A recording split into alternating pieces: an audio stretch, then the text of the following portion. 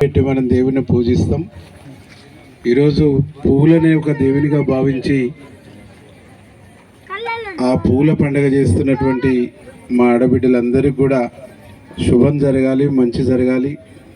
కాళికామాత ఆశీస్సులతో మీరందరూ కుటుంబాలతో సహా గొప్పగా ఉండాలని చెప్పేసి మనస్ఫూర్తిగా కోరుకుంటూ మీ అందరికీ ఈరోజు బతుకమ్మ 2 రోజుల తర్వాత వచ్చే దసరా శుభాకాంక్షలు తెలియజేస్తూ నన్ను ఇక్కడికి ఆహ్వానించినటువంటి కౌన్సిలర్లకు, ఆలయ కమిటీ సభ్యులందరికీ, ఆలయ కమిటీ పేరు పేరిన కాళికామాత యూత్, కాళికామాత కమిటీ సభ్యులందరికీ పేరు పేరిన నమస్కారాలు, శుభాకాంక్షలు.